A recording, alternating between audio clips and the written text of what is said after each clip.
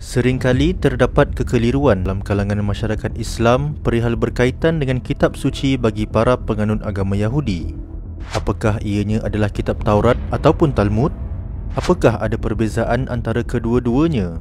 Dan seandainya berbeza, yang mana satukah yang sebenarnya menjadi ikutan mereka? Video kali ini akan mengupas secara ringkas dan padat tentang perihal perbezaan antara Taurat dan Talmud serta apakah status kedudukan kedua-duanya dalam kepercayaan agama Yahudi.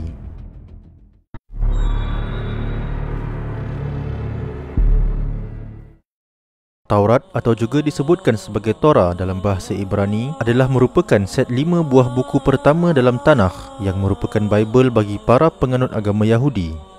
Dipercayai telah ditulis sendiri oleh Nabi Musa AS di bawah pengawasan dan pemerhatian Tuhan semasa baginda berada di Gunung Sinai. Taurat secara teknikalnya menurut kepercayaan agama Yahudi boleh dikatakan sebagai kata-kata Tuhan yang telah ditranskripkan oleh Nabi Musa AS. 5 buah buku pertama Tanakh yang diklasifikasikan sebagai Taurat adalah seperti berikut.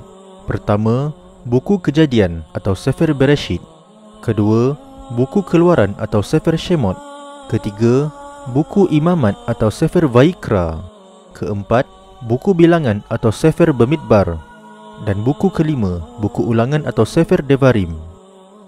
Kelima-lima buah buku ini adalah merupakan teks yang paling suci dan agung dalam agama Yahudi, di mana daripada kelima-lima buah buku inilah bersumbernya segala prinsip teologi dan tetapan hukum hakam serta peraturan kehidupan agama Yahudi yang perlu dipatuhi oleh para penganutnya.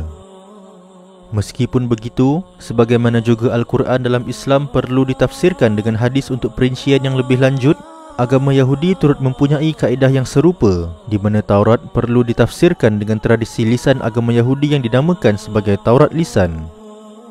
Taurat Lisan atau juga disebutkan sebagai Torah Sheb'al Peh adalah merupakan perintah Tuhan yang dipercayai telah turut diberikan Tuhan kepada Nabi Musa AS bersama-sama dengan Taurat.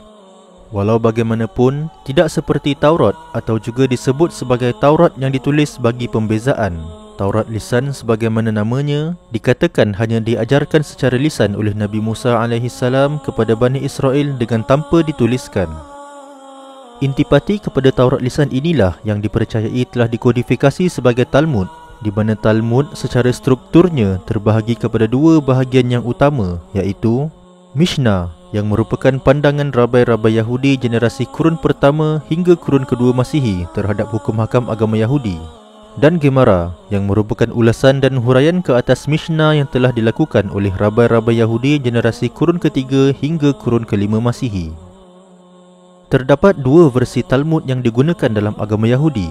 Pertamanya ialah Talmud Yerushalmi atau Talmud Jerusalem yang siap dikodifikasi antara tahun 350 hingga 400 Masihi.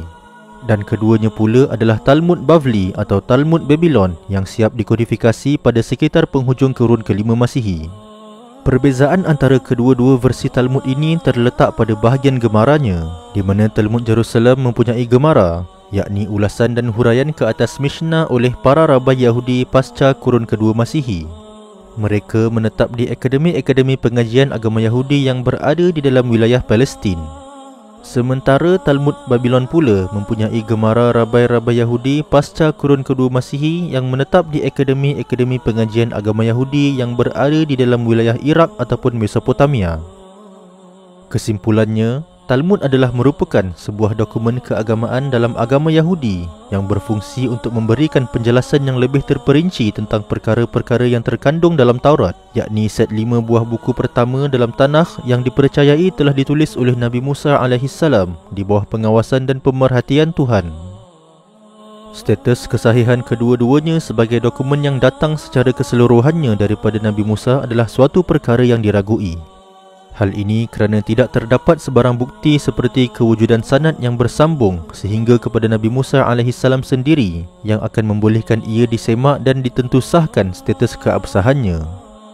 Justeru, jalan yang sebaiknya bagi seseorang Muslim untuk berinteraksi dengan kedua-duanya adalah dengan mengambil pedoman daripada sabda Rasulullah SAW yang bermaksud, "Janganlah kamu membenarkan ahli kitab dan jangan pula mendustakan mereka.